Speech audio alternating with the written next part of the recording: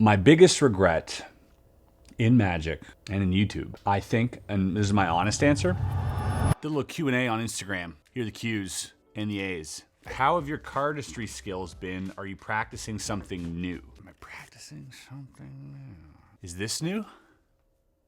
If so, then yeah. No, honestly, I practice kind of the same moves over and over, which is why I might attend Cardistry Con in Tokyo. So Cardistry Con is a convention for cardists every year, and this year it's being held in Tokyo in October, and I may go there to shoot some video, and that's maybe where I'll learn how to do something new with cardistry. Why did you stop posting magic tricks on YouTube? Well, just for you, here's a magic trick.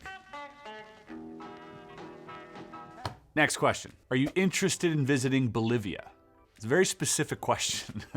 Can't say that I'm interested in visiting Bolivia, but is Bolivia interested in having me visit? That might be a better question. I don't know. Beard care routine. Just wash yourself. Just make sure you're clean. Shower, shampoo. Yeah. Other magicians who've inspired you to perform or continue to perform magic. I'd say the magicians that inspire me the most. I gotta go with Wes Barker, my best friend, comedy magician. We give each other a lot of ideas, and we talk about routines and magic quite a bit. So I'd have to say Wes. But other than that, in terms of a little bit more of a romantic version of magic, I would say Giancarlo Scalia, an incredible card magician, smoothest hands, most natural performer I've ever seen with a deck of cards. He is our Di Vernon. Giancarlo Scalia, don't sleep on this guy. And also Mario Lopez. Mario Lopez, just very creative. Oh, and Tobias Dostal, Tobias as well. Just, surrounding yourself with people like that, how can you not be, a little bit inspired? Will you still be going on Penn and Teller Fool Us? Absolutely not. Not uninterested, not in the slightest. The same reason why I would never perform at the World Championships of Magic. I don't necessarily want to compete with Magic, but I will watch it and I will support it. And if you're doing it, good luck. Why did you resign from Magic Tutorial? So the thing is, I've probably addressed this in the past, but I don't have much left to teach. It's hard. It gets harder and harder to teach magic when you've taught a lot already without going back to what you've already taught.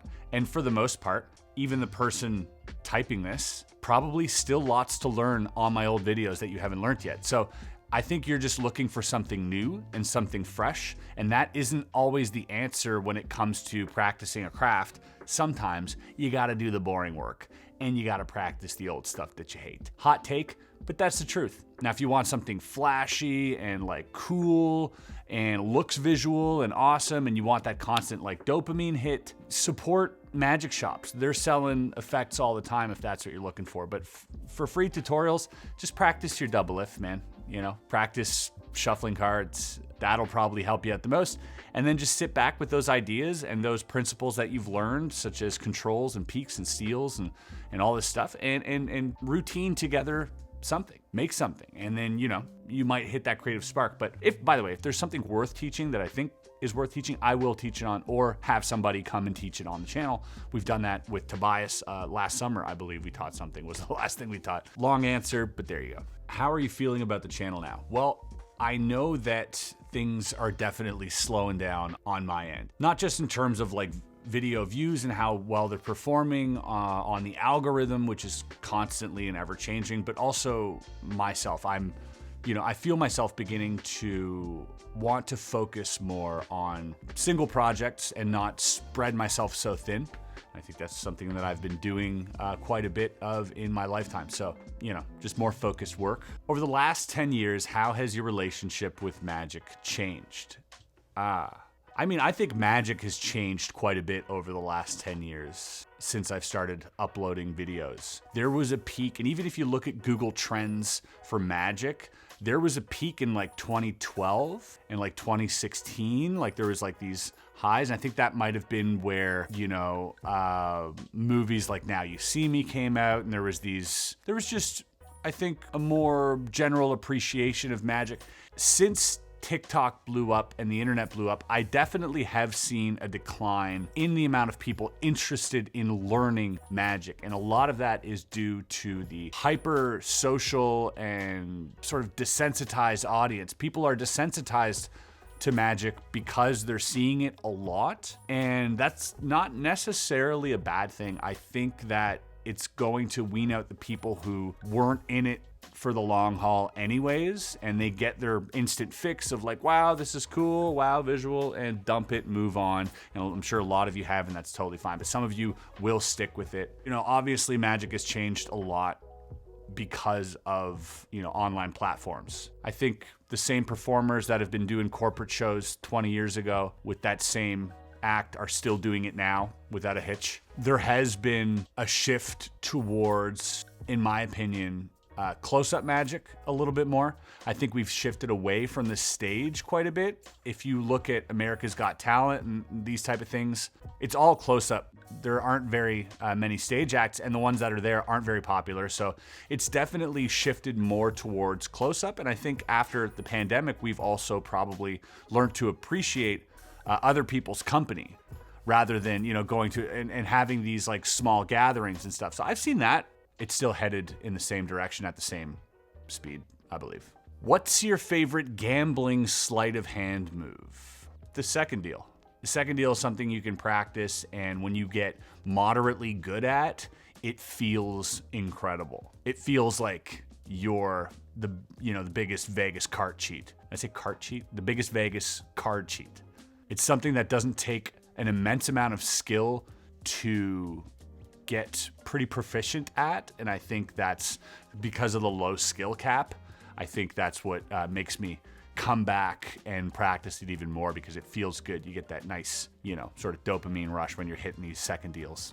Maybe just me. What's in 5 years? I don't know. I'm definitely interested in pursuing different types of content in the future that will require perhaps more of my time, more into directing something rather than being in front of the camera. I think that's something I want to transition to eventually as well. I don't think it's very natural to want to be on social media. As weird as that sounds for somebody who makes a living being on social media, I don't think it's natural. I enjoy making videos more than I enjoy posting them, if that makes any sense. And part of the love of making videos is that creative nature and that creative aspect of it. So really, you know, storyboarding, planning out shots, planning out a story, and being creative in that way, and being creative in, you know, editing as well, and sound design and all of this stuff. But I could really live with being off camera. It wouldn't harm me whatsoever. I do not need that attention.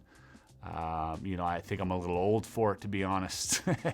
And yeah, and I'm sure a lot of people who do YouTube for a living probably feel the same way. I don't think we're in it because we want to be in, you know, in your face. I think it's just at this point a creative outlet that requires you to be in front of the camera. So if I can have that creative outlet without me necessarily being in front of the camera all the time, I wouldn't say no to that. As someone who did sleight of hand herself, what is the most convenient trick? I mean, any trick with a deck of cards that you can do immediately, I think is convenient. Maybe like an impromptu trick, you mean? I would say this one here. This has got to be like one of the greats. Let me get the focus off my face. There we go. They would say stop. Right there. And I would hand them the deck of cards like this. And that would be the 9 of clubs. So much confidence, yet totally wrong. And that's a little peek, and I think that's a really strong way to get a peek. And maybe I flashed, I don't know, but you guys will figure it out. Have you tried to learn real dark magic before? Can't answer that question, to be honest. I can't answer that.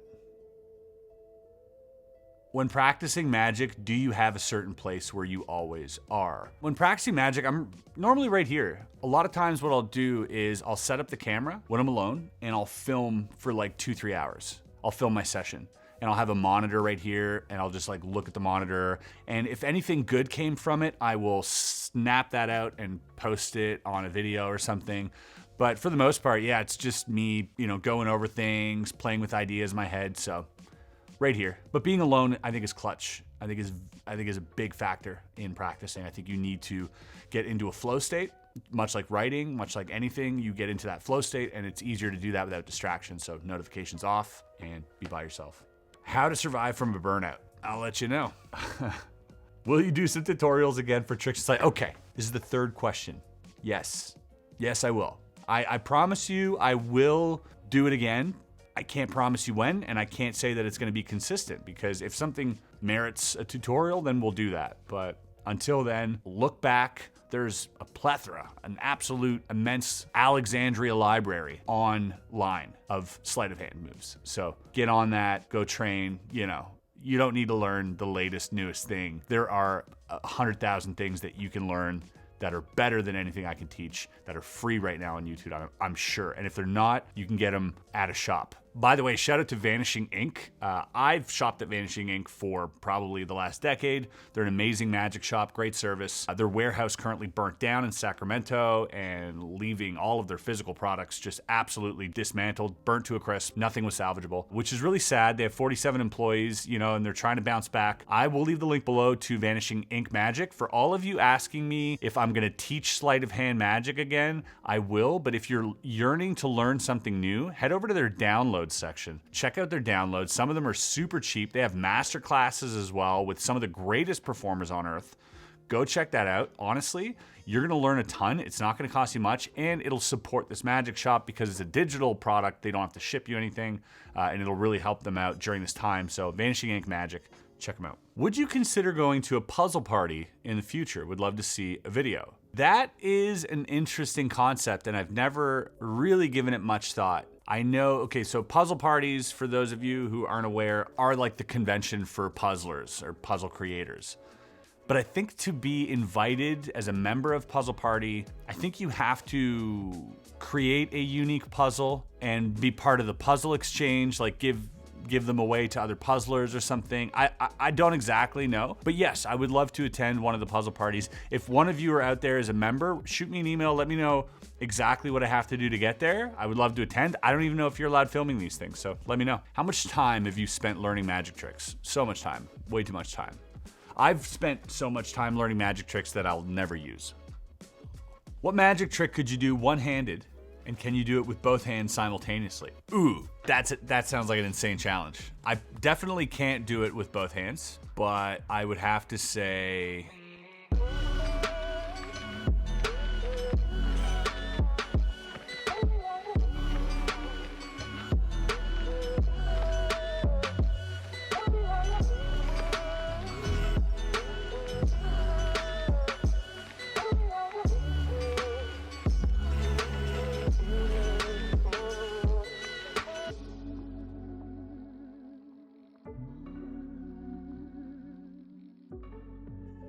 So I can do it with one hand, not two hands. What do you think you would do if it wasn't for magic? I mean, I still do other things. I film videos for a living, so it kind of has nothing to do with magic. But if it wasn't for magic, what hobby would I pick up? Do you know what? This is gonna sound super weird. Finger tutting is dope. I've always really liked it. I'm not so much into kendama. What else? Oh, shadow puppets. I would do shadow puppets. Next question. Do you still perform at gigs? I do, not close up, unless the price is right, but not close up. Normally I just, I'll perform stage and I'll do like comedy or comedy magic. That's the only gigs that I'll perform at these days. And I'm pretty scarce. Like, I vet the gigs to make sure I want to do them. I'm at a point in my life where I don't need to do, 20 open mics a week. I have that luxury of being like, yes, I can do this gig. It's a cool venue, good crowd. I'll do that, So I'm definitely fortunate to be able to do that. Best close-up routine you've ever seen to date? I would have to say Jan Frisch, when he won FISM, his routine with the cups and balls where he's going insane. I think we can all agree it's probably one of the best close-up routines that has ever graced our eyes on the internet. What's your favorite hangout? Not sure what the question's about, but my favorite hangout would have to be the ones in the green rooms during comedy shows. Hanging with comics in green rooms, there's no better feeling. They're the funniest people in the world. You can say anything. It's a great environment. People dropping in, showing up, getting lit up. It's a good time. What magic trick or effect would you love to create but don't know how to do? great question. There's been one trick that I never figured out the method. I have ideas for methods, but they're all crap. But the trick itself, the effect itself, sounds so amazing. We've all seen, and I've probably talked about this before, we all seen Card Through Glass, where a deck is thrown at the window or sprung at the window, and all the cards go fluttering except one is stuck to the window. And now when you touch it, it's actually behind the glass. It's on the other side. David Blaine made this popular in a Street Magic special. I love that premise. I thought, how cool would it be if you did the same thing? They chose a card, you sprung it at the window, it was there, they go to touch it, but now there's no window. And the card is just floating in midair. And it looked like it was stuck on a window. Or in their minds, because they've seen all the progression of this trick, they're like, it's behind the window. And they reach through the window, and there is no window. And it's this whole Matrix thing. And I think that would be pretty cool. How to become a good magician? Well, I'll tell you right now, hot take, the bar isn't very high. So it doesn't take much to become a good magician. In the eyes of other magicians, that's a different question, but in the eyes of the audience, it's not gonna take much. Buy a couple tricks online and they're gonna think you're the best magician they've ever seen. Tell me I'm wrong. But to become a good magician in the eyes of other magicians, I would say, first of all, does that even matter? Second of all, you don't wanna hear it. It's practice. Most of you think that being a magician requires, hundreds of hours alone in your room practicing. That's true, but it also requires hundreds of hours in front of an audience, interacting with them and practicing. So that is the real secret. It is not just in the technique, it is in the social dynamics and the psychology of crowd management. That makes a great magician. And somebody who's a master at that is Danny De Ortiz. If you can select on sleight, which one is your choice? If I had to pick one sleight forever, it would be this one, the diagonal palm shift. I use it for many things: card to box, card to glass, card to pocket, card to impossible location, whatever it is, but the diagonal palm shift is something that I would not live without.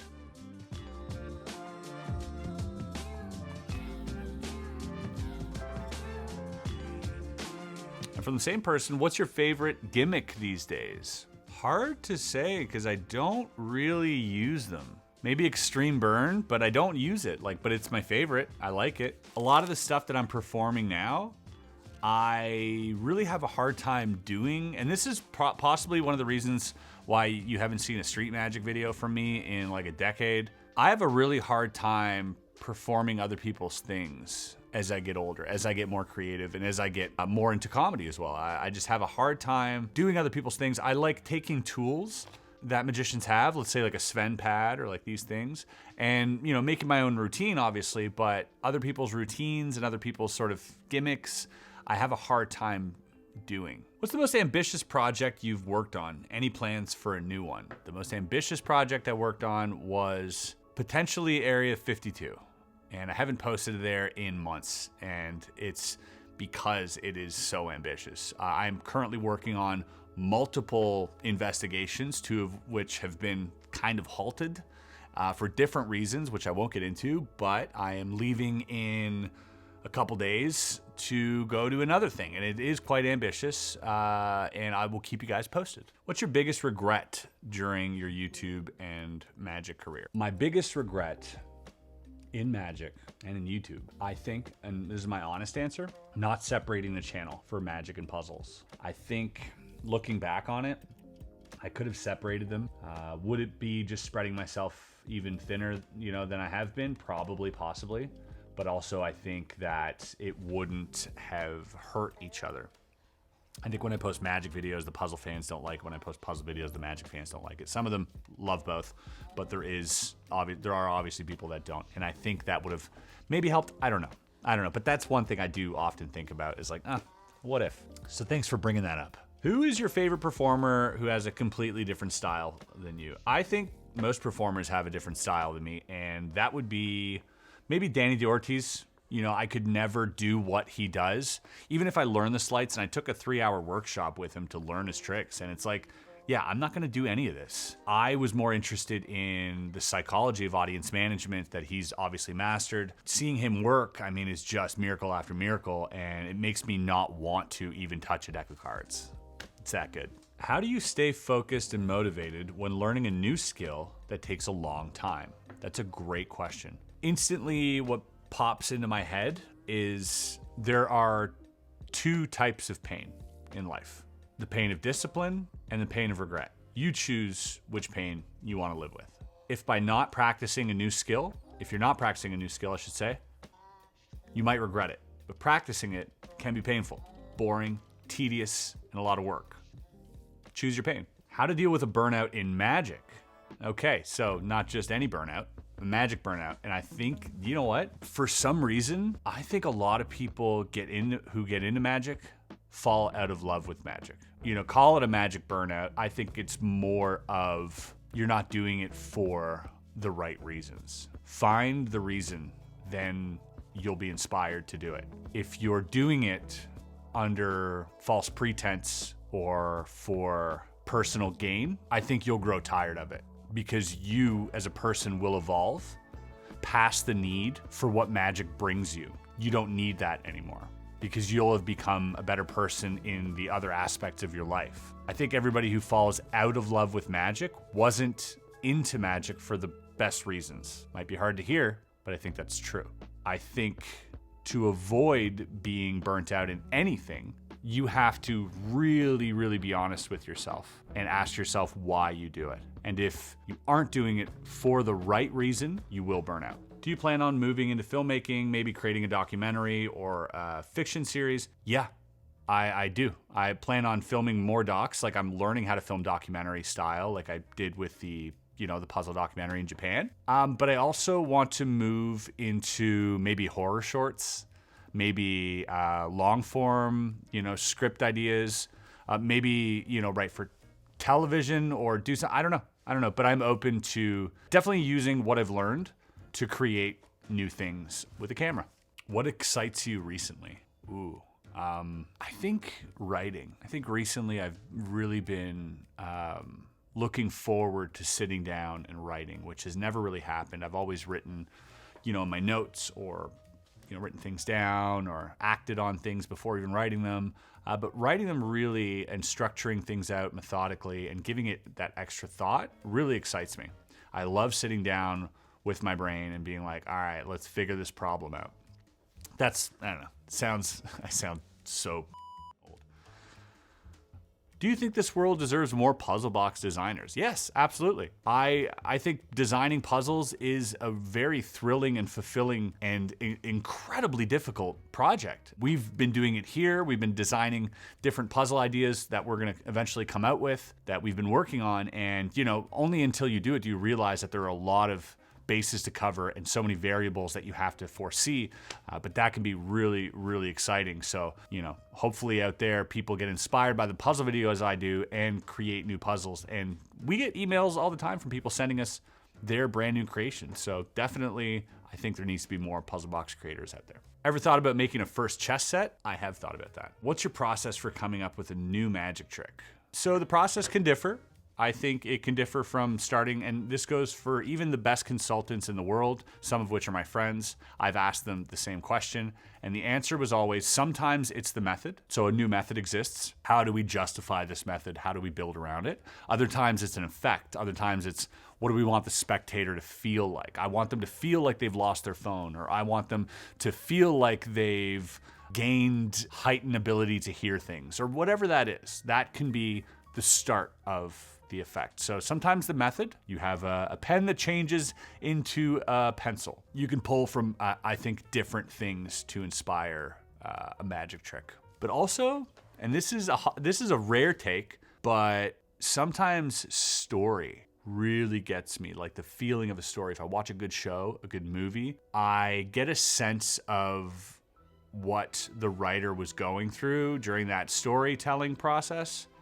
And it really makes me want to hit my pencil to paper and start jotting down ideas for a routine or a story or a feeling. And I don't know if that's the same answer, but yeah. You good? I'm good. Favorite custom puzzle? Holy Grail puzzle, hands down. Are you the administrator of your own business, or do you stay in the creative part? I think both. Do you think there's a way for brick and mortar magic stores to make a comeback? No. I mean, unless an online shop also does a physical location and takes the hit, does enough sales to, you know, provide the physical location, but I think just being a physical shop, I think not just in magic, I think those are dying in general. Rent's going up, less people are going out, more people shopping online. It's just what's happening, unfortunately. What's more fun, building a brand or a product, or a personal brand? Definitely a product. I think product designing is a lot of fun. Does magic still excite you? Absolutely. Am I coming to Turin for FISM? Yes, I will be there. When are you gonna have lectures or shows or workshop, etc. in Asia? I don't know. To be fair, I have no idea even how that would work. What advice would you give someone who wants to become a professional magician? We'll end it on this one. My advice if you want to become a professional magician is carve out your own space. Look what everybody else is doing. Don't even look at them. Look at them only to know what you don't want to do. Make sure what you're doing is undeniably new, original, unique, and good. For that to become all those things, you have to get out there. Best way to become a professional magician, perform, perform, perform. Practice, perform, practice performing, perform practicing, I don't know. Get out there, do stuff. Notice what you don't like about the industry or other magicians. Notice what other people don't like about the industry and other magicians. Notice what you don't like about yourself. Work on that. Be undeniable. If you are undeniably good or original at something, you will succeed because you're undeniable. They can't ignore you. Be so good they can't ignore you, right? All right, that's enough talking out of me. Just rambled for, I don't know, half an hour. Thank you guys for watching. Remember to like this video, and we'll see you on the next one. Peace.